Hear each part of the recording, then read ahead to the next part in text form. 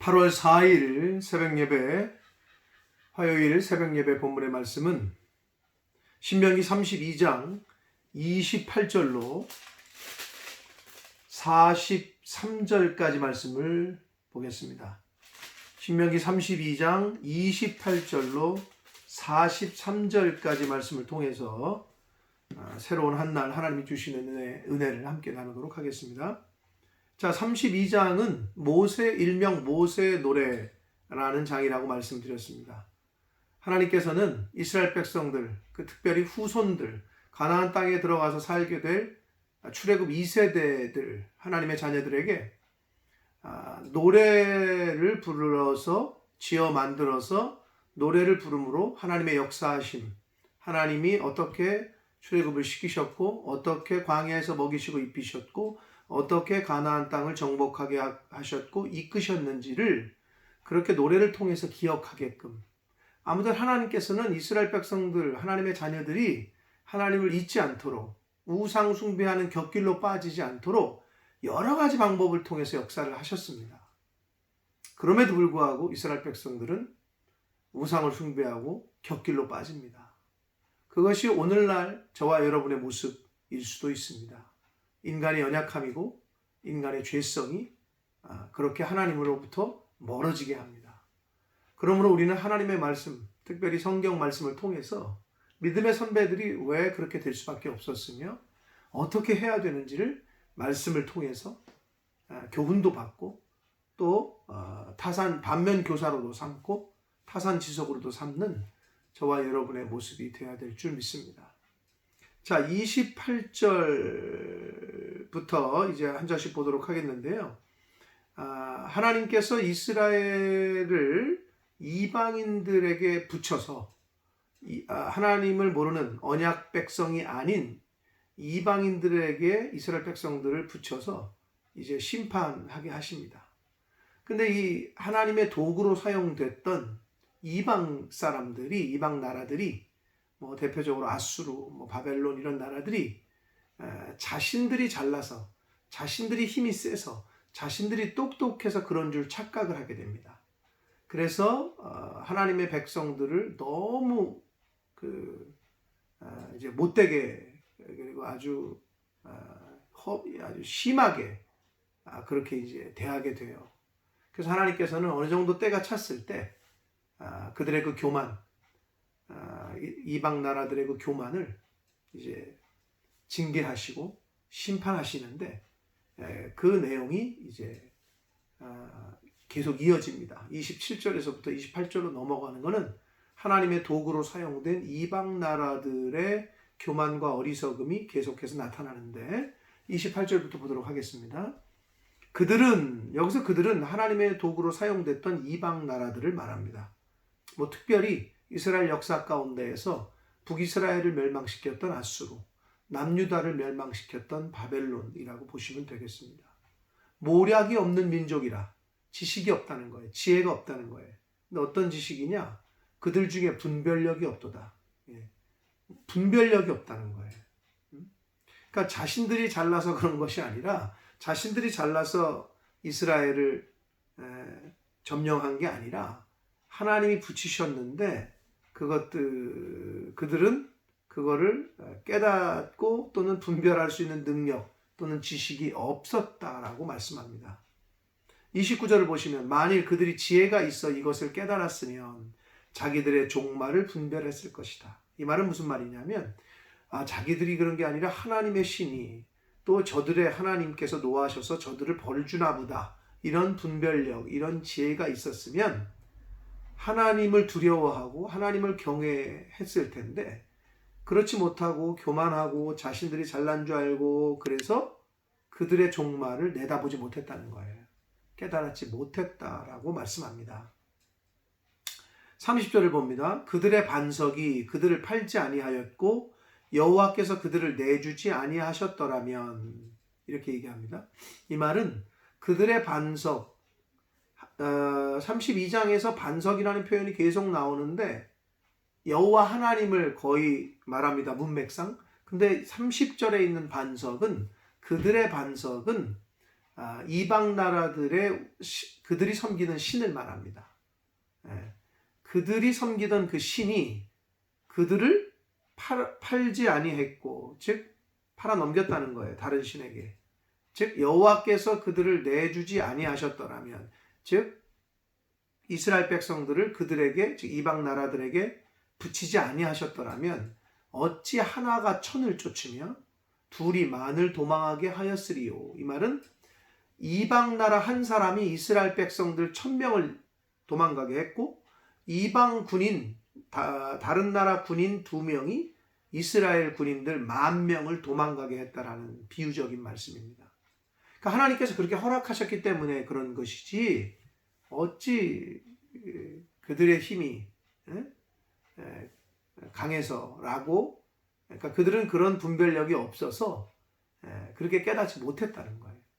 즉 지금 성경은, 지금 하나님께서는 내가 이스라엘 백성을 너희들에게 붙였기 때문에 그게 가능했던 것이다 라고, 하나님이 주권적으로 역사하셨기 때문에 그게 가능했다라는 것을 말씀해 주시고 있습니다. 31절로 봅니다. 진실로 그들의 반석이, 즉 이방 나라들이 섬기던 그 우상신이 우리의 반석과 같지 아니하니, 즉 하나님, 우리의 반석 하나님과 같지 아니하니 우리의 원수들이 스스로 판단하도다 라고 말합니다. 즉 다시 말하면 이방인들도 자신들이 섬기던 신보다 이스라엘 백성의 그 신, 즉 하나님, 여호와 하나님이 더 강하다는 것을 깨닫게 됐단 말이에요. 그런데 이스라엘은 그러지 못했다라고 얘기하고 있는 거예요. 이게 이제 구체적인 예로는 이스라엘 민족이 이제 요단강을 건너서 가나안 땅을 침략할 때에, 정복 전쟁을 할 때에 여리고성을 만나지 않습니까? 근데 그 여리고성을 점령할 때 거기서 여리고성에 살던 기생 라합이라는 여자가 여호와의 신, 하나님의 신이, 하나님이라는 신, 이스라엘 백성들이 섬기던 하나님이라는 신이 제일 강하다는 것을 인정한단 말이에요. 그래서 기생 라합은 자기를 살려달라, 그래서 정탐꾼을 숨겨주지 않았습니까? 그러니까 하나님께서 이스라엘 백성들을 벌준다는 것을 깨닫지 못했어요. 대부분은, 이방 사람들은.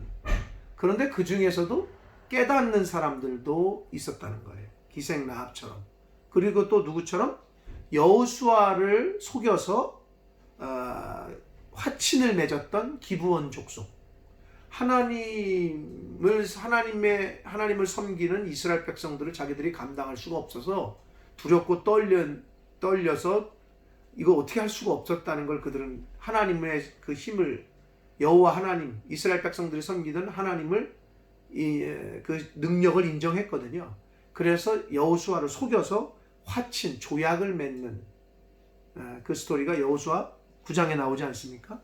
그것을 예로 들어서 이방인들도 자신들의 신보다 이스라엘 백성이 섬기는 하나님이라는, 여호와 하나님이라는 신이 더 강하다는 것을 깨달았거늘, 그런데 이스라엘 백성들, 정작 하나님의 백성인 이스라엘 백성들은 그걸 못 깨달았다는 거예요. 그 말씀을 하고 계십니다. 32절을 봅니다. 이는 그들의 포도나무는 소돔의 포도나무요 고모라의 밭의 소산이라. 여기서 그들은 이방 족속들을 말합니다. 그리고 그들의 포도는 독이 든 포도요 포도이니 그 송이는 쓰며 그들의 포도는 뱀의 독이요 독사의 맹독이다. 즉 소돔과 고모라는 그 하나님 앞에 가증한 악을 행해서 멸망당했던 그 도시 아닙니까? 그래서 그들의 포도, 즉 이방 사람들의 포도나무, 그 다음에 뭐 포도주, 즉 사람들에게 영양분이 되고 사람들에게 좋은 그 포도주 또는 포도가 아니고, 즉 생명을 앗아가는 독이 있는 열매들이었다는 거예요. 그 이방 사람들의 포도주는. 그럼 이걸 뭐를 비유해서 상징하는 거냐면 이방인들의 악독한 행위를 상징적으로 은유적으로 말씀하고 있는 거예요. 그들의 행위는 독과 같다는, 독사의 맹독과 같다는 거예요. 그래서 하나님께서는 물론 그들을 도구로 사용하셨지만 그들이 교만해서 자신들이 잘나서 그런 줄 알고 하나님의 백성들을 너무 괴롭히고 너무 아주 강탈을 하는 그런 거를 그들이 행하게 됩니다. 그래서 34절에 보면 하나님께서는 이것이 내게 쌓여 있고, 즉 하나님, 여기서 이는 지금 하나님입니다. 하나님에게 쌓여 있고 하나님의 곳간에 봉하여 있지 아니한가. 하나님이 다 기억하신다는 거예요. 다 기억하고 하신다는 거예요. 그래서 35절을 보면 그들이 실족할 그때에 내가 보복하리라. 즉 아수르와 바벨론의 멸망을 예언하고 있다고 보시면 됩니다. 그들의 환난 날이 가까우니 그들에게 닥칠 그 일이 속히 올 것이다. 하나님의 도구로 사용됐던 이스라엘 백성들의 지혜 없는, 분별력이 없었던 이스라엘 백성들의 어리석은 모습의 결과를 예언하시고 있습니다.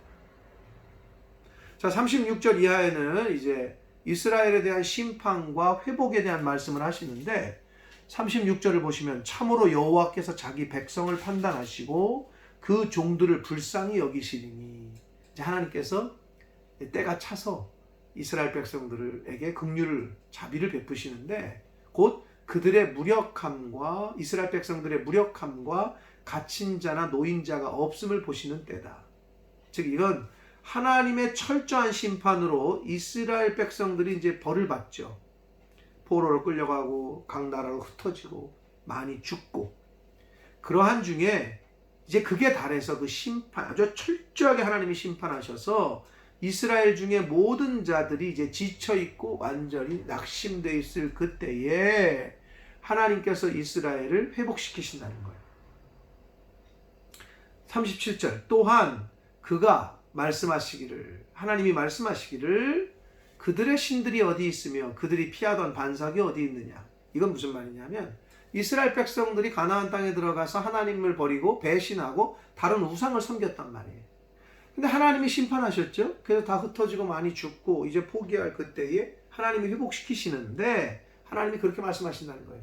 너희들이 섬기던 그 신이 어딨냐? 너희들이 말하던, 너희들이 섬기던 그 우상 신들 다 어디 있냐? 너희들을 구원하는 건 바로 나다라는 거예요. 여호와 한 분이시라는 거예요. 즉 하나님이 회복시키실 그때에 이스라엘이 숭배하던 우상들은 아무 도움도 되지 못한다는 것을 하나님은 말씀하시고 있습니다. 그러면서 38절 그들의 재물에 기름을 먹고 그들의 전제의 재물인 포도주를 마시던 자들이 일어나 너희를 돕게 하고 너희를 위해 피난처가 되게 해봐라. 너희들이 그렇게 가서 제사 드리고 너희들이 그렇게 거기서 재물 드리고 먹고 하던 그 신들에게 니네들의 피난처가 되게 해보라. 못한다는 거예요. 하나님께서 그 말씀을 하시는 거예요. 그러면서 39절에 보면 이제는 나 여호와 하나님께서 곧 내가 그인 줄 알라. 너희들의 피난처는 나밖에 없다는 거예요. 나 외에는 신이 없도다. 나는 죽이기도 하며 살리기도 하며 상하게도 하며 낫게도 하나니 내 손에서 능히 빼앗을 자가 없도다. 아멘. 하나님께서는 지금 생사화복이 내게 있다는 거예요. 나 외에는 다른 신이 없음을 하나님께서는 말씀하시고 있습니다. 40절을 봅니다. 이는 내가, 즉 하나님께서 스스로 하늘을 향하여 내 손을 들고 말하기를. 자, 원래 하늘을 향해서 맹세한다는 것은 하나님께 맹세한다는 건데 하나님이 유일하신 신이고 다른 신이 없는데 누구에게 맹세하겠어요? 즉 하나님이 스스로 하나님에게 자기 자신의 이름을 걸고 말씀하신다는 거예요. 내가 영원히 살리라 하였노라. 영원하신 하나님, 나밖에 없다는 거예요. 나 외에 다른 신이 없음을 하나님께서는 말씀하시고 있습니다. 저와 여러분이 믿고 있는 신이 바로 그 하나님, 유일하신 하나님이십니다. 41절을 봅니다. 내가 번쩍이는 칼을 갈며 내 손이 정의를 붙들고 내 대적들에게 복수하며 나를 미워하는 자들에게 보응할 것이라. 하나님의 그 심판에 대한 주권이 하나님 자신에게 있음을 말씀하시고 있습니다. 42절을 봅니다. 내 화살이 피에 취하게 하고 내 칼이 그 고기를 삼키게 하리니 곧 피살자와 포로된 자의 피요 대적의 우두머리의 머리로다. 하나님의 심판이 그 하나님의 백성들을 억압하고 강탈하고 수탈했던, 교만했던 그 이방 나라들에게 철저하게 아주 엄하게 그들을 심판하실 것이다 라는 말씀의 표현을 지금 하시고 있습니다. 그래서 마지막에는 그렇게 이방 이스라엘을 너무 억압하고 강탈하고 죽이고 수탈했던 그들을 하나님께서 심판하시고 이제는 하나님께서 이스라엘을 회복시키시겠다는 말씀을 하시는데 43절을 보시면 너희 민족들아 주의 백성과 즐거워하라. 주께서 그 종들의 피를 갚으사 그 대적들에게 복수하시고 자기 땅과 자기 백성을 위하여 속죄하시리로다 라고 말씀하고 있습니다. 이제 이스라엘의 대적들은 죽이시고 심판하시고 하나님의 백성인 이스라엘은 이제 다시 회복시키시겠다라고 말씀하시고 있습니다. 사랑하는 성도 여러분, 이스라엘 백성은 하나님이 택해 주셨어요. 저와 여러분도 하나님이 택하셨어요. 하나님의 자녀가 됐어요. 이스라엘 백성이 하나님의 백성이 됐어요. 그런데 그들이 하나님을 배신하고 다른 길로 가요. 근데 하나님이 벌을 주셔요. 그런데도 마지막까지 다시 회복을 시키시고 은혜를 베푸셔요. 저와 여러분이 하나님의 은혜를 입었어요. 복음을 듣고 하나님의 자녀가 됐어요. 하나님의 전적인 은혜예요. 그럼 어떻게 해야 돼요? 받은 은혜에 감사하며 살아야 되지 않겠어요? 받은 은혜에 감사하며 하나님의 뜻이 무엇인지를 찾고 하나님이 원하시는 이 땅에서의 삶이 무엇인지를 찾아서 그렇게 살아야 되지 않겠어요? 그런데 내가 잘나서 살고 있는 것이냐? 내가 잘나서 지금의 이것들을 이룬 것이냐? 내가 잘나서 사업하고 있는 것이냐? 내가 잘나서 집 사고 차 사고 한 것이냐? 내가 잘나서 내 자녀를 키운 것이냐? 여러분 그렇게 생각하면 절대로 안 됩니다. 하나님이 키워주셨어요. 하나님이 보호하셨어요. 하나님이 이끄셨어요. 하나님이 인도하셨어요. 할렐루야. 그러한 고백을 생명 주시는 날 동안에 하시며 살아가는 저와 여러분들이 되기를 원하고, 하나님께서 생명을 연장시키시고 새날을 맞이하게 하시거든 하나님이 무엇 하기를 원하시나? 뭘 하기를 기뻐하실까? 어떻게 살기를 원하실까?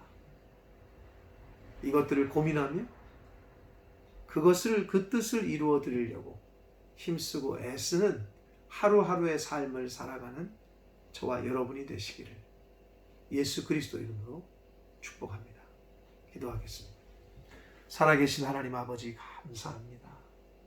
새날을 허락하셨고 또 생명을 연장시켜 주셨고 하루를 시작하며 생명의 말씀,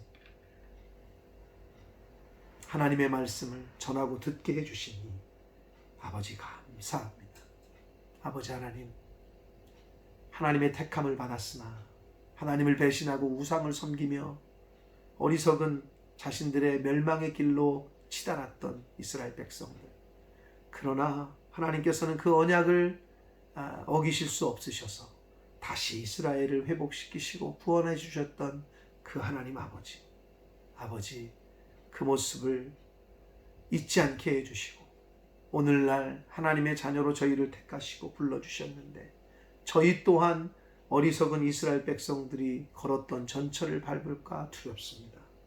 아버지, 하나님 말씀을 통해 늘 내 주변을 살피게 하시고 내 속을 살피게 하셔서 내 안에 있는 죄성과 정욕을 죽이게 하시고 하나님의 말씀을 쫓아 순종하며 살아가는 하나님의 자녀된 하나님의 모든 백성들 될 수 있도록, 몸된 교회에 속한 모든 권속들 되도록 주여 은혜 내려 주옵소서.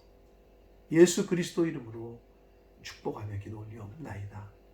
아멘.